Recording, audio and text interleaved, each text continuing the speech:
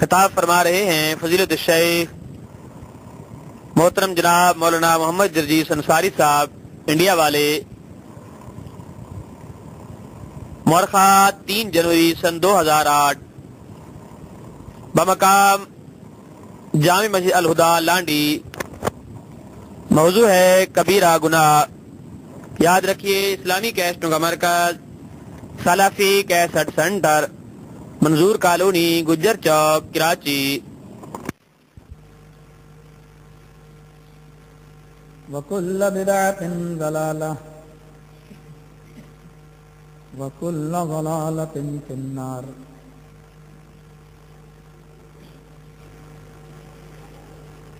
اعوذ باللہ من الشیطان الرجیم،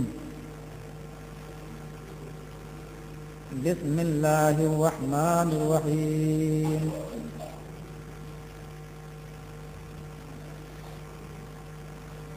والذین لا يدعون مع اللہ الہا آخر ولا يقتلون النفس التي حرم الله إلا بالحق ولا يزنون۔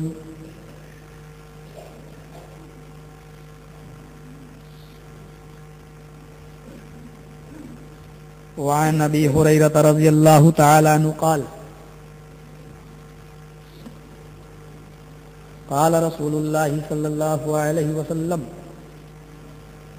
اجتنبوا السبع الموبقات۔ قالوا وما هن يا رسول الله؟ قال الشرك بالله والسحر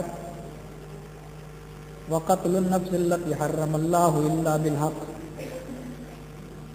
وأكل الربا وأكل مال اليتيم وتولي يوم الزحف وقذف المؤمنات المحسنات الغافلات۔ رواہ البخاری فی کتاب الایمان۔ رب اشرح لي صدري ويسر لي امري واحلل عقدة من لساني يفقهوا قولي رب زدني علما اللهم رب زدني علما۔ تعریف و توصیف کبریائی و بڑائی کے لائق ذات صرف اللہ کی ہے۔ وہی ہمارا معبود ہے، وہی ہمارا مسجود ہے، اور ہمارا عقیدہ اور ہمارا ایمان یہی ہے کہ وہی ذات کائنات کے چپے چپے پر حاکم ہے اور باقی رہنے والی ہے، اور اس کے علاوہ ساری کائنات فانی۔ اس کے ہم انسانوں پر بے شمار احسانات و اکرامات ہیں، نوازشیں ہیں۔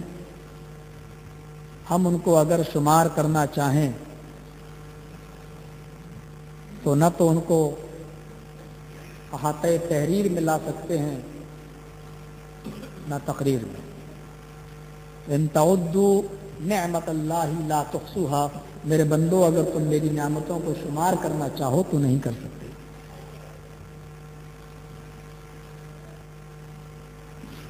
اس کا ایک عظیم احسان ان تمام احسانوں میں ایک یہ بھی ہے کہ اس نے ہمیں اور آپ کو محمد الرسول اللہ صلی اللہ علیہ وسلم کا امتی ہونے کا شرف بخشا۔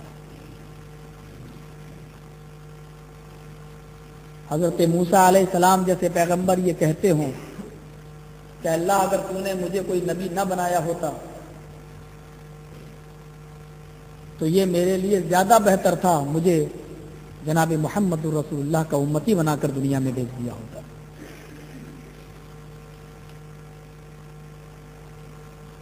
مختصر سی حمد کے بعد ہم اس اللہ سے یہ دعا بھی کرتے ہیں کہ الہ العالمین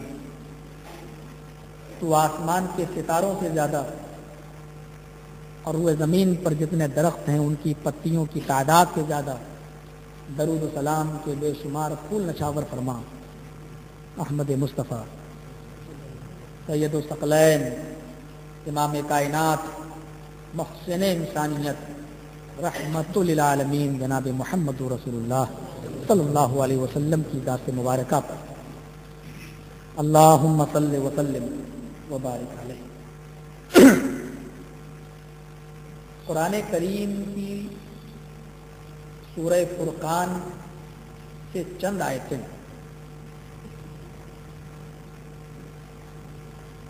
میں نے آپ کے سامنے تلاوت کی۔ موضوع ہے میرا آج جس پر میں آپ سے خطاب کرنا چاہتا ہوں، کبیرہ گناہ، یعنی وہ بڑے بڑے گناہ جن کی ایک فہرست جناب محمد رسول اللہ صلی اللہ علیہ وسلم نے بیان فرما دی ہے اور جن سے بچنا ہمارے لیے بہت ضروری ہے۔ کبیرہ گناہ کی ایک تعریف یہ بھی ہوتی ہے کہ کبیرہ گناہ اس کو کہتے ہیں جس کے کرنے پر حد جاری کی جائے، سزا متعین۔ کچھ مفسرین نے کبیرہ گناہ کی تعریف یہ کی ہے کہ جو بغیر توبہ کے معاف نہ ہوں۔ قرآن کریم بہت ہی وضاحت کے ساتھ اس پر بحث قرآن میں کی گئی ہے، لیکن جو آیت میں نے پڑھی ہے اس آیت کے اندر 2 یا 3 چیزیں بتائی گئی ہیں، 3 چیزیں۔ والذین لا يدعون مع اللہ الہا آخر ولا يقتلون النفس التي حرم اللہ الا بالحق ولا يزنون۔ اصل میں یہاں بندگان خدا کے اوصاف بیان کیے جا رہے تھے اور اس میں ایک یہ وصف بھی ان کا بیان کر دیا گیا۔ وعباد الرحمن الذين يمشون على الارض هونا واذا خاطبهم الجاهلون قالوا سلاما والذين يبيتون لربهم سجدا وقياما والذين يقولون ربنا اصرف عنا عذاب جهنم ان عذابها كان غراما انها ساءت مستقرا ومقاما والذین اذا انفقوا لم یسرفوا ولم یقتروا وکان بین ذلک قواما۔ اس کے بعد یہ آیتیں آئی ہیں، اللہ کے نیک بندے وہ ہیں کہ جب زمین کے اوپر چلتے ہیں تو ان کے اندر عاجزی اور سکون کی چال ہوتی ہے، وہ عاجزی کے ساتھ زمین پر چلتے ہیں۔ وَإِذَا خَاطَبَهُمُ الْجَاهِلُونَ قَالُوا سَلَامًا، اور اللہ کے نیک بندوں کی پہچان یہ ہے کہ جاہلوں سے وہ الجھتے نہیں ہیں، بلکہ جب جاہل ان سے مخاطب ہوتے ہیں تو وہ ان کو السلام علیکم کہہ کر گزر جاتے ہیں۔ وَالَّذِينَ يَبِيتُونَ لِرَبِّهِمْ سُجَّدًا وَقِيَامًا، اور اللہ کے نیک بندوں کی ایک پہچان یہ ہے کہ ان کی راتیں اپنے نرم گرم بستروں سے الگ رہتی ہیں اور سجدوں میں اور لمبے لمبے قیاموں میں گزرتی ہیں۔ والذین یقولون ربنا اصرف عنا عذاب جہنم، اور اللہ کے نیک بندوں کی پہچان یہ بریکٹ کہ وہ اپنی نمازوں پر اور روزوں پر اعتبار کرتے ہوئے، بھروسہ کرتے ہوئے اس پر ہاتھ پہ ہاتھ رکھ کر بیٹھے نہیں رہتے، بلکہ ان تمام عبادت کے باوجود وہ اپنے رب سے یہ دعا کرتے رہتے ہیں، ربنا اصرف عنا عذاب جہنم، اے ہمارے پروردگار تو ہم کو جہنم کے عذاب سے نجات عطا فرما، جہنم کے عذاب سے ہم کو بچا لے، ان عذاب کان غراما، وہ عذاب جہنم کا بہت ہی زیادہ چمڑنے والا اور بہت ہی زیادہ سختی والا ہے، انہا ساعت مستقرا و مقاما، اور وہ بہت ہی برا ٹھکانہ ہے۔ والذین اذا انفقوا لم یسرفوا ولم یقتروا وکان بین ذلک قواما، اور اللہ کے نیک بندوں کی پہچان یہ ہے کہ جب وہ خرچ کرتے ہیں، انفقوا لم یسرفوا، تو اسراف نہیں کرتے، فضول خرچی نہیں کرتے، حد سے آگے نہیں بڑھتے، بلکہ وہ درمیانہ چال رہتے، حد سے زیادہ فضول خرچی نہیں کرتے بلکہ وہ بینک رہتے ہیں. وَكَانَ بَيْنَ ذَلِكَ قَوَامًا اعتدال پسند ہوتے ہیں وہ. اور ان آیات کے بعد پھر بتایا گیا, ایک ہدایت کی تشریح کرتے جائیں گے تو وقت لگے گا. وَالَّذِينَ لَا يَدْعُونَ مَعَ اللَّهِ إِلَٰهًا آخَرَ, اور اللہ کے نیک بندوں کی پہچان یہ ہے کہ وہ اللہ کے ساتھ کسی دوسرے معبود کو نہیں پکارتے ہیں.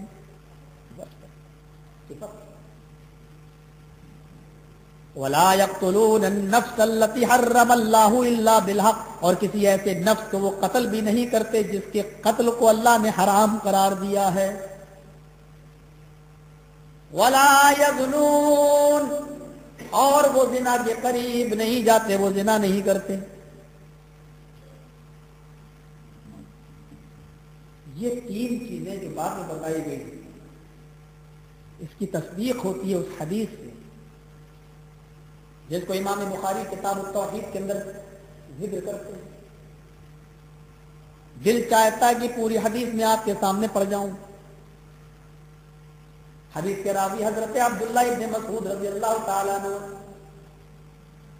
وعن عبداللہ ابن مسعود رضی اللہ تعالیٰ عنہ قال قال رجل یا رسول اللہ ای الذنب اکبر عند اللہ قال ان تدعو للہ ندا وهو خلقك قال ثم ای قال ان تقتل ولدك خشیة ان یطعم معك قال ثم ای قال ان تدانی حلیلة جارک. رواه البخاری کی کتاب التوحید. اس حدیث کو امام بخاری کتاب التوحید میں ایسے ہی درج کرتے جیسے میں نے آپ کے سامنے پڑھ دیا ہے. عبداللہ ابن مسعود رضی اللہ تعالیٰ عنہ فرماتے ہیں کہ اللہ کے نبی صلی اللہ علیہ وسلم کے پاس ایک آدمی آیا اور آ کر اس نے سوال کیا. قال جاء رجل قال سأل رجل, ایک حدیث میں سألہ کا بھی لفظ ہے. ایک شخص آیا اور آتے ہی اس نے سوال کیا ای الذنب اکبر عند اللہ, اے اللہ کے نبی اللہ کی نظر میں سب سے بڑا گناہ کون سا ہے؟ صحابہ جن کی شان میں اللہ نے یہ کہا تھا کہ وہ پڑھے لکھے نہیں ہوا کرتے تھے. فی الامیین رسولا منہم, ہم نے ایک رسول بھیجا ان پڑھوں میں, یعنی عرب کے لوگ ان پڑھ تھے اور انہی میں سے ایک رسول نکالا. ان کے اندر بھی سوال کرنے کی اتنی تمیز تھی. حدیث پڑھتے جائیے اور مسئلہ نکالتے رہیے.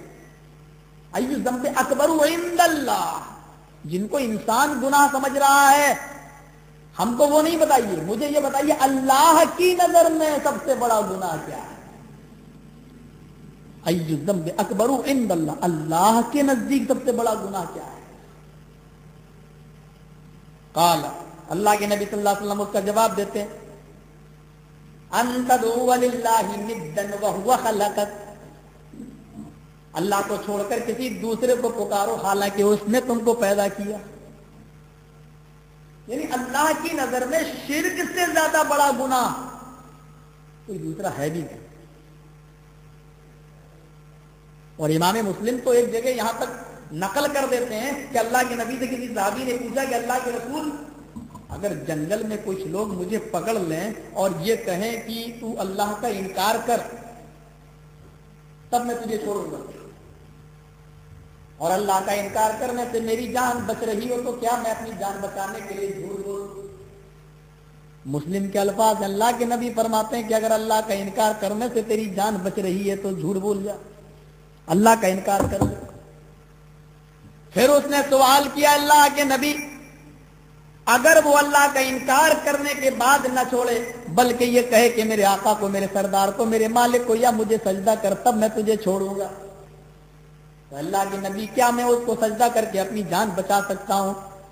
نبی اکرم بیٹھے تھے, کھڑے ہو گئے اور آپ نے فرمایا ان کو تلتا حرقتا, اگر تجھے کاٹ کر ٹکڑے ٹکڑے کر دیا جائے تو اپنے جسم کو کٹوا لینا, اور جلا کر تجھے راکھ کر دیا جائے تو اپنے جسم کو جلا کر راکھ کر دینا, لیکن غیر کو سجدہ نہ کرنا. اللہ کا انکار کرنے سے تیری جان بچ رہی ہے تو بچا لینا, لیکن غیر اللہ کو شرک سجدہ نہ کرنا. اور یہاں قتلتا نہیں کہا, عربی سے جو لوگ واقف ہیں وہ اچھی طرح جانتے ہوں گے. الفاظ کی زیادتی معنی کی زیادتی پر دلالت کرتی ہے. قتل یقتل کے معنی عربی میں ہوتے ہیں قتل کرنا, اور اسی کو جب باب تفعیل میں لے جائیں قتل یقتل تقتیل تو اس کے معنی ہوتے قیمہ قیمہ کرنا, بوٹی بوٹی کرنا, ٹکڑے ٹکڑے کرنا. اللہ کے نبی نے یہاں فرمایا ان قتلت او حرقت, اگر تجھے کاٹ کر بوٹی بوٹی کر دیا جائے تو یہ کروانا گوارا کر لینا, لیکن غیر اللہ کو شرک سجدہ, یہ ہے شرک. اللہ کا انکار, اللہ کو یہ برداشت ہے کہ کوئی بندہ میرا انکار کر دے, کم سے کم میرا حق مار کے دوسرے کو تو نہیں دے رہا ہے, لیکن یہ برداشت نہیں ہے کہ میرا حق مار کر اللہ کسی دوسرے کو دے, اور اس کرسی پر جس پر میں سوار ہوں اس پر کسی دوسرے کو دے, اس کا حقدار کسی دوسرے کو بنا دے. ان قتلتا او حرقتا, کاٹ کر ٹکڑے ٹکڑے کر دیا جائے. یہی لفظ آیا تھا وہ بادشاہ مصر کی بیوی نے جب یوسف کو نکالا تھا عورتوں کے سامنے سے کہ نکل جاؤ, اور ہاتھوں میں چھریاں تھیں اور پھل تھے. فقطعنا ایدیہن, فقطعنا نہیں فقطعنا. یوسف کی خوبصورتی کو دیکھ کر عورتوں نے اپنے ہاتھوں کی انگلیاں کاٹ ڈالی, کاٹی نہیں فقطعنا, ٹکڑے ٹکڑے کر ڈالی, کئی جگہ سے کاٹی تھی انہوں نے. تو یہودیہ نے کہا تھا اے عائشہ تیرے نبی سے زیادہ, تیرے شوہر سے زیادہ تو محمد یوسف خوبصورت ہیں کہ ان کی خوبصورتی کا ذکر تو قرآن میں آیا ہے کہ یہودیہ مصر کی عورتوں نے جب یوسف کی خوبصورتی کو دیکھا تو ہاتھوں کی انگلیاں انہوں نے جگہ جگہ سے کاٹ ڈالا, لیکن تمہارے نبی کی خوبصورتی کا ذکر تو تمہارے قرآن کے اندر ہی موجود نہیں ہے. تو اما عائشہ نے کہا تھا یہودیہ عورت سے, اے یہودیہ اچھا ہوا کہ مصر کی عورتوں نے یوسف کو دیکھا تھا, میرے نبی کے حسن کو نہیں دیکھا. آئے یہودیہ اچھا ہوا کہ مصر کی عورتوں نے حسن یوسف دیکھا, اس نے محمد کو نہ دیکھا. یہودیہ نے سوال کیا اگر وہ محمد الرسول اللہ کی خوبصورتی کو دیکھ لیتی تو کیا کرتی؟ اما عائشہ جواب دیتی ہیں کہ وَإِن رَأَيْنَ جَمَالَ حَبِيبِي لَقَطَّعْنَ قُلُوبَهُنَّ, اگر انہوں نے میرے نبی کے جمال کو دیکھ لیا ہوتا تو انگلیاں نہ کاٹتی بلکہ اپنے دلوں کو ٹکڑے ٹکڑے کر لیتی. اور پھر ان کو سمجھایا مصر کی عورتوں نے یوسف کو دیکھا تو اپنی انگلیاں انہوں نے کاٹی, اور مکے کی اور مدینے کی عورتوں نے جب محمد رسول اللہ کی خوبصورتی کو دیکھا تو میدان جنگ میں اپنے بیٹے کٹوا دیے, اپنے شوہر کٹوا دیے, اپنا باپ کٹوا دیا اور اپنا بھائی کٹوا دیا. پھر بھی کہنے لگی کہ چاروں قربانیوں کے بعد اب تو مجھے میرے نبی کی صورت دکھلا دو, شکل دکھلا دو. اور خیمے کا پردہ ہٹا کر دکھایا گیا کہ دیکھ یہ تیرے نبی بیٹے ہیں. جب اس نے محمد الرسول اللہ کا چہرہ اس دیناریہ نے دیکھا تو چیخ پڑی کل مصیبت بعدک جلل, اے اللہ کے رسول آپ کا چہرہ دیکھ کر میں چاروں شہادتوں کا غم بھول گئی. یہ تھا حسن محمد, یہ ہے حسن یوسف. کہاں تدعو للہ ندن, اللہ کو چھوڑ کر تم ایسی ہستی کو پکارو حالانکہ اس نے تم کو پیدا کیا. یہ کتنی گری ہوئی بات ہے. آپ کراچی میں کام کر رہے ہیں اور آپ کی بیوی اسلام آباد میں رہ رہی ہو, اور آپ سے کوئی دوست آپ کا ملنے آئے اور آپ کراچی سے کوئی ساڑھی, کوئی سوٹ, کوئی بہترین کپڑا خرید کر دے, بھائی میری بیوی کو اسلام آباد رہتی دے دینا, تم جا رہے ہو تم وہیں کے رہنے والے ہو.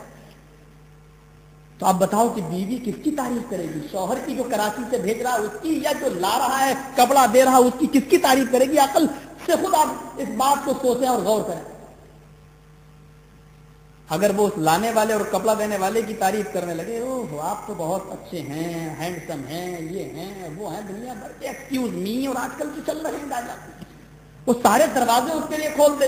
اور پھر آج کل کا ماحول بھی ہے, آپ کو اگر یہ پتا کراچی میں بیٹھے ہو گیا کہ اسلام آباد میں میری بیوی نے میری تعریف نہیں کی, اور جس کے ہاتھ سے میں نے جو چیزیں بھیجی اسی کے لیے اپنے دل کے سارے دروازے کھول دیے, اسی کی تعریفوں کے پل باندھنے لگی. آپ کراچی میں موبائل کا اور انٹرنیٹ کا زمانہ, یہی بیٹھ کر آپ بیٹھے بیٹھے آپ تینوں طلاق ایک ساتھ دے بیٹھیں گے کہ جا میں نے تجھے طلاق دی, طلاق دی, طلاق دی, شوٹ کر دیں گے آپ, اس کو برداشت نہیں. بڑا عجیب مسئلہ ہے یہ. کہاں کس کو روئے. ہمارے بنگال میں ایک آدمی سو رہا تھا, اس کی بیوی رات میں اٹھی اور اس نے خواب میں پتہ نہیں کیا دیکھا, سوتے نے بڑبڑا دیا طلاق طلاق طلاق. بیوی اس کو کہتی ہے کیا کر رہے ہو؟ یہ کیا بات ہے بھائی؟ کہا طلاق طلاق طلاق کیوں کہا؟ کہا کہ مجھے تو نہیں معلوم, میں تو سو رہا تھا. شوہر سو رہا ہے, نیند نے بڑبڑا دیا, بیوی نے سنا, شوہر سے لوگوں نے پوچھا کہ مجھے نہیں معلوم میں نے نیند میں کیا کہا, یہ بول رہی ہے. یہ بات دھیرے دھیرے مسجد کے کٹ ملا تک پہنچ گئی. کٹ ملا کا فتویٰ صادر ہوتا, اگر بیوی نے سنا شوہر کو معلوم ہو یا نہ ہو لیکن طلاق ہو گئی.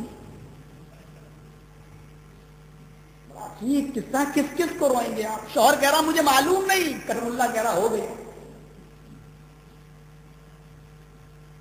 کب حلالہ کرا. وہ عورتیں جنہوں نے اپنے شوہر کی زندگی میں اور ان کے جیتے جی کسی قبر کی مٹی دیکھنا پسند کر لیتی ہیں, لیکن آج ہمارے بھائیوں نے اور کٹ ملا اور ان عورتوں کو ان کے جیتے جی زندگی میں دوسرے مردوں کے پاس بھیجنے کو بھی حلال کر لیا. قیامت کی نشانیوں میں سے ایک نشانی یہ بھی بتائی گئی کہ جب زنا حلال سمجھ لیا جائے گا تو قیامت کا انتظار کرنا. آج اسی زنا کاری کو حلال کا دروازہ حلال کہہ کر اس فتوے کو حلال کا درجہ دے کر, آج اس زنا کاری کو حلال کا فتویٰ دے کر آج زنا کو حلال قرار دیا جا رہا ہے. اسلامی کیسٹ کا مرکز سلفی کیسٹ سینٹر منظور کالونی گجر چوک کراچی. ان تدعوا للہ ندا, اللہ کے علاوہ کسی اور کو پکارو حالانکہ اس نے تم کو پیدا کیا. پوچھو یہ زمین کس نے پیدا کی, کہو گے اللہ. آسمان کس نے بنایا, اللہ. پانی کون برساتا ہے, کہو گے اللہ. یہ زمین وہی پانی وہی زمین, لال رنگ کا ٹماٹر اور پیلے رنگ کا آم کون پیدا کرتا ہے, کہو گے اللہ. لیمو میں کھٹا پن اور سیب کے اندر میٹھا پن یہ کس ہستی نے پیدا کیا, تو کہو گے اللہ. تمہاری زبان میں کھٹا میٹھا چکھنے کی صلاحیت کس نے رکھی, تو کہو گے اللہ. اور آج اگر کوئی بیٹا پیدا ہوا, پوچھو یہ کس نے دیا, کہو گے فلاں بابا نے, اجمیر والے نے, بدایوں والے نے. ہم ہندوستان کے نام لیتے ہیں, فلاں. ساری چیزوں پر ٹائٹل اللہ کا لگاتے ہو, لیکن جب کوئی اولاد پیدا ہوتی ہے تو کہتے ہو کہ رضا بخش, فلاں بخش, احمد بخش, یہ فلاں نے بخشا, یہ فلاں نے بخشا, فلاں نے بخشا. وَلَا تَدْعُ مِن دُونِ اللَّهِ مَا لَا يَنفَعُكَ وَلَا يَضُرُّكَ فَإِن فَعَلْتَ فَإِنَّكَ إِذًا مِّنَ الظَّالِمِينَ. کاش کوئی عربی گرامر کو سمجھنے والا ہوتا. وَلَا تَدْعُ مِن دُونِ اللَّهِ, اور تم اللہ کو چھوڑ کر کسی ایسی ہستی کو نہ پکارو. وَلَا تَدْعُ مِن دُونِ اللَّهِ, مِن دُونِ اللَّهِ, کسی ہستی کو مت پکارو اللہ کو چھوڑ کر. اللہ کے علاوہ کسی ایسی ہستی کو مت پکارو. ما لا ينفعك, جو تجھے نہ نفع پہنچا سکتی ہے وہ ہستی, ولا يضرك, اور تجھے وہ نقصان بھی نہیں پہنچا سکتی. اور پھر وارننگ کے انداز میں کہا جا رہا فَإِن فَعَلْتَ فَإِنَّكَ إِذًا مِّنَ الظَّالِمِينَ. ان حرف شرط اور جواب شرط, کاش کوئی عربی گرامر سے واقف ہوتا. فَإِن فَعَلْتَ فَإِنَّكَ إِذًا مِّنَ الظَّالِمِينَ, اگر میری وارننگ کے باوجود تم ایسا کرو گے, اگر میرے ہوشیار کرنے کے بعد اور میرے بتا دینے کے بعد بھی اگر تم ایسا کرو گے, فَإِنَّكَ إِذًا مِّنَ الظَّالِمِينَ, تو تیرے ظالم ہونے میں کوئی شک نہیں. اور ظالم سے مراد یہاں مشرک ہے, تیرے مشرک ہونے میں کوئی شبہ باقی نہیں. فَإِن فَعَلْتَ فَإِنَّكَ إِذًا مِّنَ الظَّالِمِينَ. ظلم کس کو کہتے ہیں؟ قرآن نے شرک کو بھی ظلم کہا ہے. ان الشرک لظلم عظیم. انا کہاں تھا عربی میں تاکید کے لیے, اور انا کی خبر پر لام بھی داخل ہو جائے. پھر دیکھیے, ان الشرک ظلم نہیں, لظلم عظیم. انا تو تاکید کے لیے ہے, لام اور زیادہ تاکید بڑھا رہا ہے, یعنی شرک سے بڑا کوئی ظلم ہے ہی نہیں. ظلم کس کو کہتے ہیں؟ کسی کا حق مار کر کسی کو دے دو. اللہ کا حق مار کر آپ بندے کو دے رہے ہیں, یہ اللہ پر ظلم ہے. ان الشرک لظلم عظیم, شرک سے بڑا کوئی ظلم نہیں. اور یہاں پر ظالمین کا فَإِن فَعَلْتَ, اگر تو ایسا کرے گا, شرط اگر کرے گا. فَإِن فَعَلْتَ فَإِنَّكَ إِذًا مِّنَ الظَّالِمِينَ, اگر تو ایسا کرے گا تو ظالموں میں سے ہو جائے گا. ہائے قرآن کتنی زبردست کتاب, اعلان کرتی ہوئی کہہ رہی ہے اور پھر ان کی کمزوری بھی بیان کر رہی ہے. وہ کتاب ان الذین تدعون من دون اللہ لن يخلقوا ذبابا ولو اجتمعوا له وإن يسلبهم الذباب شيئا لا يستنقذوه منه ضعف الطالب والمطلوب. انا کے ذریعے ادھر بھی ان الذین تدعون من دون اللہ، اور جو لوگ اللہ کو چھوڑ کر کسی اور کو پکار رہے ہیں اپنی حاجت روائی کے لیے، اپنی مشکل کشائی کے لیے، اللہ کے در کو چھوڑ کر کہیں جا رہے ہیں، وہ اتنے کمزور ہیں کہ لن يخلقوا ذبابا، ایک مکھی بھی پیدا کرنے کی طاقت نہیں رکھتے. اور تاکید دیکھیے وَلَوِ اجْتَمَعُوا لَهُ، کشمیر سے کنیا کماری تک کے سارے بابا مل جائیں، ایک کو نہیں کہا، وَلَوِ اجْتَمَعُوا لَهُ، ساری دنیا کے لوگ مل جائیں. وَلَوِ اجْتَمَعُوا، اگرچہ یہ سب جمع کر لیں، اگرچہ یہ سب کو اکٹھا کر لیں، اگرچہ یہ سب کو اکٹھا کر لیں، جمع کر لیں اور سب مل جائیں، سب مل جائیں. ذبابن نکرہ استعمال ہوا ہے، ایک مکھی، سارے لوگ ایک مکھی مل کر ایک مکھی پیدا نہیں کر سکتے. مولوی صاحب کیسے کہہ رہے ہو، یہاں تو اکیلا ایک جیتا جاگتا دے دیتا ہے. یہ ہمارے سوچ اور ہمارے ذہن کی خرابی ہے. ورنہ اللہ نے یہ بھی کہا کہ میرا در چھوڑ کر جہاں سے مانگو گے لازیدنہم، ہم تمہارے ایمان کو اسی پر بڑھا دیں گے. آدمی سمجھتا کہ نہیں، دیکھو 4 سال مسجدوں میں گئے نہیں ملا، 1 سال وہاں گئے مل گیا. قرآن کہتا ہے لازیدنہم، ہم اور بڑھا دیں گے. فی قلوبہم مرض فزادہم اللہ مرضا، ان کے دلوں میں بیماری تھی اللہ نے اور بڑھا دیا. اللہ کا قانون اصول یہی ہے، مجھ پر بھروسہ چھوڑ کر دوسرے پہ کرو گے اسی پر بٹھا دوں گا. وہ تو ہمارے یہاں کے غیر مسلموں کو بھی شنکر کی اور گणیش کی مورتیوں سے مل جاتا ہے، اسی پر اعتبار کیے بیٹھے. توحید 10 سال بیٹا نہ ملا، 20 سال نہ ملا، 30 سال نہ ملا، 40 سال نہ ملا، رب حب لی من الصالحین، اللہ مجھے صالح بیٹا دے. 50 سال کی عمر میں نہ ملا، 60 سال کی عمر میں نہ ملا، ورد کرتے ہیں رب حب لی من الصالحین، اللہ مجھے نیک بیٹا دے. 70 سال کی عمر میں نہیں ملا، 80 سال تک نہیں ملا، 85 سال کے بعد اللہ نے کہیں جا کر حضرت ابراہیم کو اسماعیل جیسا بیٹا عطا فرمایا. یہ ہے توحید. نبیوں کو آزما رہا ہے، نبیوں کو. یہاں تو 4 سال نہ ملے ہوں، ضرور کوئی دال میں کالا ہے. عجیب مسئلہ. قرآن کیا کہہ رہا؟ ان الذین تدعون من دون اللہ لن یخلقوا، لا نہیں کہا، ایک ہوتا عربی میں لا، ایک ہوتا لن.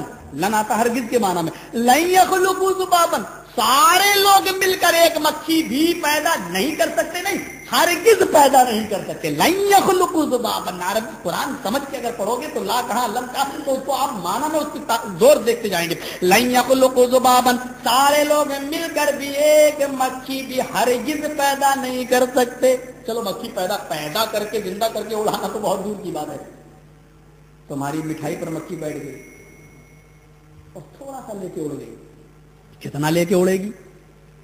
ارے شب برات کا حلوہ ہی لے لو، بیٹھ گئی تھوڑا سا لے کے اڑ گئی، کتنا اڑے گی اور کتنا لے کے بھاگے گی؟ قرآن کہتا وَإِن يَسْلُبْهُمُ الذُّبَابُ شَيْئًا، مکھی اگر تھوڑا سا لے کر چلی بھی گئی تو یہ سارے لوگ مل کر اس مکھی کو پکڑ کے وہ جو چیز چھین گئی لے کے بھاگی ہے، یہ اس سے اس چیز کو چھیننے کی بھی طاقت نہیں رکھتے. لا يستنقذوه منه، اس سے وہ چھین بھی نہیں سکتے، اس سے واپس بھی نہیں لے سکتے. جو مکھی سے تھوڑی سی مٹھائی واپس لینے پہ قادر نہیں ہے، وہ نقصان کیا پہنچا سکتا ہے؟ پھر قرآن نے جوتا مارا، ضعف الطالب والمطلوب، مانگنے والا بھی کمزور اور جس سے مانگ رہا ہے وہ بھی کمزور.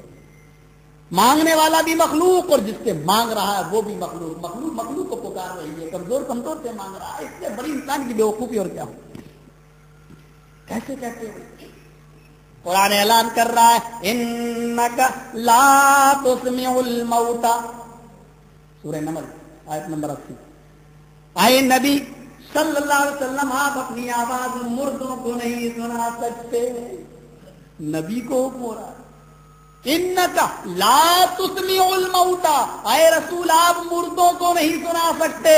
جب نبی نہیں سنا سکتے، اللہ کے بعد دوسرا مقام و مرتبہ جس ہستی کا ہو، جب اس کو اللہ کہہ رہا ہے کہ آپ نے، اور انکا यकीनन आप नहीं सुना सकते, बेशक आप भी नहीं सुना सकते। जब रसूल नहीं सुना सकते तो कौन है जिसने अपनी माँ का इतना दूध किया और जो रसूल के आगे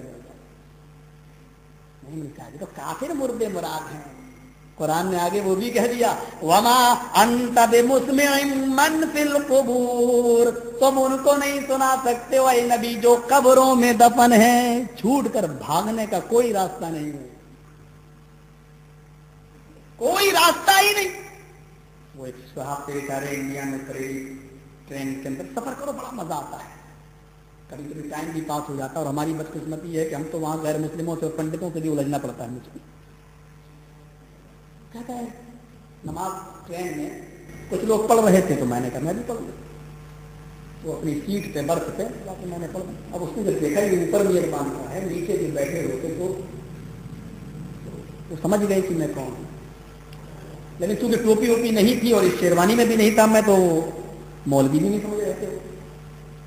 जब मैं नीचे उतरा तो बोले बेटा ये तुम वहाबी हो गया। मैंने कहा कि मैं ये वहाबी आदमी तो जानता नहीं हूँ, लेकिन हाँ ये जानता हूँ कि मेरे बाप मुसलमान है, हम भी मुसलमान। मैं भी उनके सामने वैसे ही बन गया। तो उन्होंने कहा बेटा ये बताओ कि तुम मज़ारों पे जाते हो या नहीं? मैंने कहा मज़ार किसको बोलते हैं? हमने तो मज़ार का लुगत में जो माना देखा है वो ये देखा है ज़रा ये यूरो मनी ज़ियारत करना, और मज़ार इसमें दर्द है। जहां की ज़ियारत की जाए, जिस जगह की ज़ियारत की जाए वो मज़ार है। कहा नहीं भाई कब्र पे जाते हो कि नहीं जाते हो? मैंने कहा जब कोई मर जाता है दफन करने जाता। कहा भाई ये बताओ कि ये मानते हो कि नहीं मानते हो कि मुर्दे सुनते हैं? मैंने कहा भाई मैंने तो कभी देखा नहीं है कि सुनते हैं। कहा ये बताओ कि मुर्दे सुनते हैं कि नहीं सुनते हैं? मैंने कहा तुम क्या सवाल लेके बैठ गए हो, खामोश रहो यार, तुम मेरा दिमाग खराब मत करो, मुझे कुछ पढ़ने दो। हमारी जमीयत का पर्चा निकलता तर्जुमान में निकाल के पढ़ने लगा। मतलब पहले तुम ये बताओ कि मुर्दे सुनते हैं या नहीं सुनते। अब मुझे थोड़ा गुस्सा आया। मैंने कहा भाई मुझसे क्यों पूछ रहा है, कब्रिस्तान चला जा, बात करके देख ले, पता चल जाएगा सुनते हैं नहीं सुनते हैं। मेरे पीछे क्यों तू हाथ धोकर पड़ा है कि सुनते हैं कि नहीं सुनते? ये कोई बात रही तुम्हारी? हमने कहा भाई सलाम करके देख लेना, जवाब मिल जाए तो समझ लेना कि सुनते हैं। अरे वो क्या बोलते हैं? तो मैंने कहा अगर बोलते नहीं तो सुनते भी नहीं होंगे। नहीं वो सुनते हैं। तो हमने कहा फिर बोलते भी होंगे। कहा नहीं हदीस में आया है कि मुर्दे सुनते हैं। मैंने कहा इसको तो इसी के साथ समझाना पड़ेगा। मैंने कहा हदीस में तो ये भी आया कि मुर्दे बोलते हैं। बोला ये कहाँ आया मुर्दे बोलते हैं? तो मैंने कहा ये कहाँ आया कि मुर्दे सुनते हैं? बोला ये आया है। मैंने कहा वो भी आया है। बोला वो नहीं आया। मैंने कहा तो ये भी नहीं आया। बोला खुदा की कसम ये आया है कि मुर्दे सुनते हैं। मैंने कहा अल्लाह की कसम ये भी आया है कि मुर्दे बोलते हैं। कहने लगा दिखा कहाँ है। मैंने कहा सवाल पहले तुमने छेड़ा, पहले तुम दिखाओ कि मुर्दे सुनते कहाँ। तो उसने वो बुखारी की हदीस पढ़ी। कहा बुखारी में है ना? तुमने क्या है?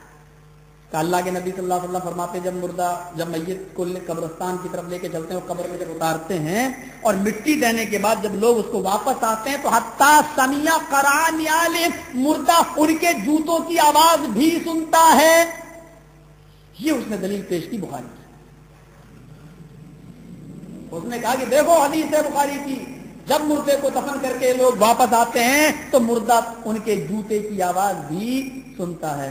मैंने कहा पढ़ते हैं जो बुखारी को बिला इश्क रसूल, बुखार उन्हें आता है बुखारी नहीं आती। मैंने कहा बिल्कुल सही कहा आपने, लेकिन ये हदीस तो लास्ट में है, इससे पहले पढ़ो क्या है, पूरी हदीस पढ़ो। गुस्ल दिया, कफनाया, उसके बाद में उसको लेके चले, जनाजे की नमाज पढ़ने के बाद कब्रिस्तान की तरफ लेके जा। अरे दफन तो बाद में हो रहा, पहले आप कांधा दोगे। यहाँ कांधा लेके जा रहे हैं। नेक मुर्दा होता है तो कहता है मुझे जल्दी ले चलो, मुझे जल्दी ले चलो मेरी मंजिल की तरफ। और बुरा मुर्दा होता है, काफिर या मुनाफिक होता है तो कहता हाय मेरी बर्बादी, हाय मेरी तबाही, मुझे कहां लेके जा रहे हो। मैंने कहा देखो ये मुर्दा बोल भी तो रहा है, तू सुनना मानता है तो बोलना क्यों नहीं मानता? कहता हाँ यार बात तो सही है, मुर्दा बोलता है। अब कहता हाँ मुर्दा बोलता भी। میں نے کہا جب سننا مانتا تو بولنا کیوں نہیں مانتا؟ بولا کہ وہ کیسے سنتا ہے، وہ بولتا کیسے، یہ چیز ہماری زندگی سے اور ہمارے علم سے باہر ہے، اس کا علم ہمیں نہیں ہے۔ تو میں نے کہا وہ سنتا ہے برزخی زندگی میں، اس کا تعلق بھی ہماری زندگی سے نہیں ہے، وہ اللہ ہی بہتر جانے کہ وہ کیسے سنتا ہے، وہ ہماری زندگی میں مر گیا ہے، ہماری زندگی سے ختم ہو گیا ہے۔ جس طریقے سے تمہیں اس کے بولنے کا علم نہیں ہے، ہمیں اس کے سننے کا علم ہے۔ یہاں پہ ٹرین کا سفر آ گیا، سیٹ بدل لی ہے، دوسری جگہ بیٹھ گئے، کیونکہ وہ لوگ جب دیکھتے کہ پھنسنے لگتا ہو تو پھر وہ اپنا یہ دیکھتے ہیں فیلڈ میری کہیں خراب نہ ہو جائے۔ اصل میں یہ پیٹ ہے نا، یہ پتہ نہیں کون کون سے کام کرواتا ہے انسان، کون کون سے کام۔ یہ وہ لوگ تھے جو تعویذیں بیچا کرتے تھے، وہ لوگ 51 روپے کا تعویذ ہے اپنے گلے میں لٹکا لو ساری مصیبتیں دور۔ اور جب میں نے ایک بار ہم سے کہا میں اپنے دوست سے جا تم لے لو، کہنا یار میں تو ایسے میں نے جاؤ سمجھا کے بھیجا، کہا میرے اوپر مقدمہ چل رہا ہے بابا میں جیت، ارے اس کو پہن کر جج کے سامنے آ جانا، سمجھ لے کہ تیرے حق میں فیصلہ ہو گیا، تو مقدمہ جیت گیا۔ میں نے اس سے اشارہ کیا تو تھوڑا دور بیٹھ گیا، آدھے گھنٹے کے بعد میں گیا، میں نے کہا بابا بہت بڑی مصیبت ہے، کہا ساری مصیبتوں کا حل میرے پاس ہے، 51 روپے، یہ میں آپ کو بتلا رہا ہوں مہاراشٹر میں، مہاراشٹر بال ٹھاکرے کا علاقہ، وہاں ایک دھلیا ایک علاقہ ہے، اس علاقے کا۔ میں نے کہا بہت مصیبت ہے، کیا مصیبت ہے؟ کہا کہ بس مقدمہ چل رہا ہے، چاہتا ہوں کہ جیت جاؤں۔ کہا یہ بس اپنے گلے میں پہنو، سمجھ لو کہ کیس تم جیت گئے۔ میں نے کہا لاؤ 51 روپے، میں نے جیل سے نکالا، لائیے تو ساری جو اس نے دیا۔ ابھی تو ایک لڑکا لے کر گیا ہے۔ میں نے کہا کیا کہا؟ ابھی لے کر گیا ہے کہ ہاں؟ میں نے کہا دیکھو اس کو تو نہیں دیا، وہ جو بیٹھا ہوا ہے جس کو میں نے بٹھایا تھا، ہاں ہاں وہی تو لے کے گیا ہے۔ میں نے کہا بابا یہ کیا کر دیا؟ بولا کیوں؟ میں نے کہا ارے اسی پر تو میرا مقدمہ چل رہا ہے، تعویذ وہ بھی لے گیا، تعویذ مجھے بھی آپ دے رہے ہیں، یہ معاملہ کیا ہے؟ وہ بھی جج کے سامنے آئے گا، میں بھی جج کے سامنے آؤں گا، جج کس کو دے گا زمین؟ اس کو؟ یا یہ بتائیے کون جیتے گا؟ بابا کہتے بیٹا تو تعویذ بھی لے جا، پیسہ بھی مت دے، 200-400 روپے اور لے جا، لیکن اس وقت میرے دھندے پہ لات مت مار۔ میں نے کہا نہیں پہلے جلدی بتاؤ جیتے گا کون؟ ارے چپ یار، معلوم نہیں کتنا میرا نقصان ہو رہا۔ میں نے کہا میرا 10 لاکھ کا نقصان ہو رہا، پراپرٹی جا رہی، زمین جا رہی، اور آپ اپنے نقصان کی پڑی ہوئی ہے، جیتے گا کون؟ کہا بیٹا تو چلا جائے، یہاں پہ کچھ بھی مت دے تو، لیکن ہمارے دھندے پہ لات مت مار۔ میرا دوست آیا بھاگتا ہوا کہنے لگا مولانا چلے جاؤ، علاقہ ان کا پٹ کے جاؤ وہاں۔ میں نے بھی کہاں جانے کے لیے، یہ پتا چل گیا کہ ہم لوگ ایک دوسرے ہیں تو پھر تو اچھی طریقے سے بھوت بنائیں گے، جیتتے بھی بہت بری طریقے سے۔ انڈیا کے اندر وہ حالات ہم لوگ گزر چکے ہیں۔ آپ کے یہاں آئے ہیں، یہاں آنے سے پہلے 1 ہفتہ پہلے میں جیل کاٹ کے آیا ہوں، وہ بھی بریلی کی 1 ہفتے کی جیل۔ بڑے عجیب معاملات ہوئے یو پی کے اندر بھی۔ تو میرے بھائیوں یہ معاملہ بڑا عجیب و غریب ہے، توحید کے ساتھ سمجھوتا۔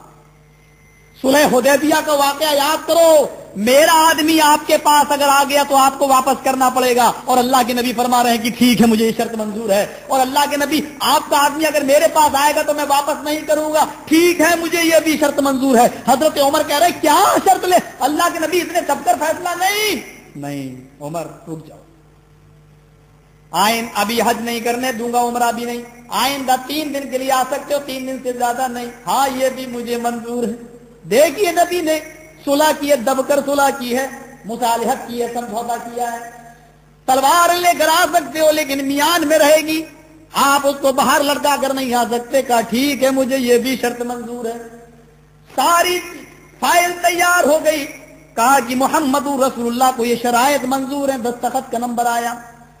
سہیل جو عرب جو ان تمام چیزوں کا نمائندہ کافروں کا بن کے آیا تھا، کہنے لگا محمد رسول اللہ کا لفظ کاٹو، لکھو محمد ابن عبداللہ کو یہ شرطیں منظور ہیں، یہ کاٹو۔ میں آپ کو رسول مانتا ہی کہا ہوں، اگر رسول مان لوں تو فیصلہ کس بات، تو جھگڑا کس بات کا؟ لکھو محمد ابن عبداللہ کو یہ شرطیں منظور ہیں۔ آپ نے حضرت علی سے کہا اے علی کاٹ دو، کہاں لکھا؟ محمد رسول اللہ، کاٹ دو، لکھ دو محمد ابن عبداللہ۔ حضرت علی فرماتے ہیں کہ اللہ کے نبی میرے ہاتھ میں اتنی طاقت کہاں کہ اللہ نے آپ کو رسول بنا کر بھیجا اور میرے ہاتھ اس لفظ رسول اللہ کو کاٹے؟ میں یہ کام نہیں کر سکتا، میں آپ کو اللہ کا رسول مانتا ہوں۔ اللہ کے نبی فرماتے ہیں علی میں محمد ابن عبداللہ بھی ہوں اور میں محمد رسول اللہ بھی ہوں، لہذا تم اس کو کاٹ دو، محمد ابن عبداللہ لکھ دو۔ حضرت علی کہتے ہیں اللہ کے نبی یہ کام مجھ سے مت کروائیے۔ اللہ کے نبی مسکرائے، کہا علی پھر مجھے بتاؤ کہ رسول اللہ کہاں لکھا، لاؤ میں خود ہی کاٹ دیتا ہوں۔ پھر اللہ کے نبی کو علی نے بتایا اور اللہ کے نبی نے اپنے ہاتھ سے اس کو کاٹ دیا. یہ صلح کر لی کیونکہ اس میں توحید کے ساتھ ایک کھلواڑ نہیں تھا. اور جب کافروں نے کہا کہ 6 مہینے تم ہمارے معبودوں کی عبادت کر لو, 6 مہینے ہم آپ کے معبود کی عبادت کر لیتے ہیں, لیکن نبی اکرم کی یہاں اس موقع پر سختی دیکھو, فرمایا قل یا ایھا الکافرون, اے نبی کہہ دو کہ اے کافرو, لا اعبد ما تعبدون, میں اس کی عبادت نہیں کرتا جن کی عبادت تم کرتے ہو, اور تم بھی اس کی عبادت نہیں کرتے ہو جس خدا کی, جس رب کی عبادت میں کرتا ہوں, اور نہ تم کرنے والے ہو نہ میں کرنے والا ہوں. چلو صلح اس شرط پہ کر لیتے ہیں کہ لکم دینکم ولی دین, تمہارے لیے تمہارا دین اور میرے لیے میرا دین. ہم صلح نہیں کریں گے 6 مہینے ہم تمہارے خداؤں کی پوجا کر لیں اور 6 مہینے تم ہمارے رب کی. نہیں نہیں نہیں, ہمیں یہ سمجھوتا برداشت نہیں ہے. صلح کیا دب کر کی, لیکن توحید کے ساتھ سمجھوتا نہیں ہے. تم میرے بھائیو جس مسلک سے جڑے ہو, ہائے ہماری کم بختی و بربادی و تباہی تو یہ کہ آج ہم نے سمجھوتے بھی توحید کے ساتھ کر رکھے ہیں. حضرت عمر فاروق رضی اللہ تعالیٰ عنہ گزر رہے ہیں, مسجد سے اذان کی آواز آ رہی ہے, اور مسجد بھی کہاں کی ہے؟ ملک شام کی مسجد ہے. اذان کی آواز آ رہی ہے, کہا میرے خادم اسلم چلو یہی نماز پڑھ لیتے ہیں, وضو بناتے ہیں اور مسجد کے اندر داخل ہوتے ہیں. جیسے داخل ہوئے تو مؤذن آخری جملے ادا کر رہا تھا, لا الہ الا اللہ. حضرت عمر مسجد میں داخل ہو گئے, مؤذن نے لا الہ الا اللہ کہنے کے بعد فرما دیا, اپنی طرف سے یہ جملے بھی تھوڑے سے کہہ دیے, الصلاۃ جامعۃ, آئے لوگوں ذرا جلدی آؤ, اذان آج دیر سے ہوئی ہے, نماز جلدی کھڑی ہوگی, نماز جلدی ہو جائے گی, آؤ ذرا جلدی آؤ. الصلاۃ جامعۃ, نماز کھڑی ہونے والی ہے, ذرا جلدی آؤ ذرا جلدی آؤ. حضرت عمر فاروق کہتے ہیں, او میرے غلام اسلم جلدی سے نکلو اس مسجد سے, یہ بدعتیوں کی مسجد ہے اور اس مسجد میں میری نماز نہیں ہوگی. میں نے اللہ کے نبی کو کے زمانے میں صرف لا الہ الا اللہ تک سنا, اور اس نے الصلاۃ جامعۃ کا لفظ اپنی طرف سے بڑھایا. مسند احمد کے الفاظ ہیں, حضرت عمر مسجد سے باہر نکلے, اپنے سر سے امامہ اتارا, زمین پہ بچھایا اور وہاں نماز پڑھ لی. لیکن بدعتیوں کی مسجد میں نماز پڑھنا گوارا نہ کیے. اب سوال نہ کرنا مولوی صاحب بدعتیوں کے پیچھے میری نماز ہو جائے گی یا نہیں, حدیث سنتے جاؤ فیصلہ کرتے جاؤ. میرے بھائیوں مجھ سے زبردستی فتویٰ لینے کی کوشش مت کرنا. حالات دیکھیے اور معاملات دیکھیے. یہاں تو جنازہ کوئی مر جائے تو مسجدوں سے اعلان کی فلاں وقت مٹی ہوگی, اور لائٹ اگر چلی جائے تو اور پھر آ جائے تو پھر اذان کے بعد ایک اور خبر دی جاتی ہے مسجدوں سے, بھائیو اذان ہو چکی ہے, جماعت جلدی ہونے والی ہے, جلدی آ جاؤ. یہ ساری چیزیں حضرت عمر فاروق کے دور میں بدعت تصور کی جاتی تھی, اور ان کو یہ بھی گوارا نہیں تھا کہ ان ساری چیزوں پر ہم سمجھوتا. ہاں مسجد اللہ کا گھر ہے, نہیں نکالو اس مسجد سے لے کے چلو, یہ بدعتیوں کی مسجد ہے اور اس مسجد سے میری نماز. کیا معاملہ. عمر ابن عبدالعزیز نماز پڑھا دیتے تھے, اور حضرت انس ابن مالک, حضرت انس آ کر نماز پڑھ لیا کرتے تھے. لیکن جب کبھی عمر ابن عبدالعزیز ایسے وقت نماز پڑھاتے تھے جو لیٹ ہو جایا کرتے تھے, تو حضرت انس یہ پہلے سے نماز پڑھ کے نکل جایا کرتے تھے. لوگوں نے پوچھا, امیر المومنین عمر ابن عبدالعزیز ہے اور تم امیر کے پیچھے کبھی کبھی نماز نہیں پڑھتے ہو؟ فرمایا جب اول وقت وہ نماز پڑھاتا تو میں پڑھ لیتا ہوں, اور جب وہ نماز کو ٹائم پہ ٹائم پڑھتے ہیں تو میں پہلے پڑھ کے چلا آتا ہوں. کہا کہ تم امیر کی اطاعت کیوں نہیں کرتے ہو؟ کیا کہنے لگے, میری آنکھوں نے جناب محمد رسول اللہ کی نماز کے اوقات کو دیکھا ہے, اور میری آنکھیں پہچانتی ہیں کہ آپ ظہر کب پڑھتے تھے, عصر کب پڑھتے تھے, مغرب کب پڑھتے تھے, عشاء کب پڑھتے تھے, فجر کب پڑھتے تھے. میری آنکھیں جناب محمد رسول اللہ کی نماز کے اوقات کو پہچانتی ہیں. سمجھوتا نہیں تھا. امیر ہو گئے کتنے ہی بڑے, آپ امیر ہیں اپنی جگہ پر, امیر کی اطاعت میں کروں گا, ہاں صحیح ہے, لیکن جب وہ امیر کتاب اللہ اور سنت رسول سے ہٹ کر کوئی بات کہے گا تو پھر الگ, پھر کوئی سمجھوتا نہیں ہے. حضرت عمر نے کہا تھا وہ لوگوں, جب میں قرآن و حدیث کے خلاف کوئی کام کرنے کو کہوں تو تم کیا کرو گے؟ لوگ خاموش ہیں. پھر پوچھا بتاؤ کیا کرو گے؟ لوگ خاموش ہیں. پوچھا ہے لوگوں بتاؤ میں امیر بنا ہوں تمہارا, اگر میں کوئی ایسا کام کرنے کو دوں جو قرآن میں نہیں حدیث میں نہیں تو تم کیا کرو گے؟ ایک نوجوان اٹھا کہنے لگا عمر تیری تلوار چھین کر تیری گردن اڑا دیں گے. کہ اللہ ایسے نوجوان جب تک اس زمین کی چھاتی پر زندہ ہے عمر کوئی بھی غلط حرکت نہیں کر سکتا اور تیرے نبی کے فرمان کے خلاف کوئی کام نہیں کر سکتا. اللہ سے ان نوجوانوں میں طاقت عطا فرما.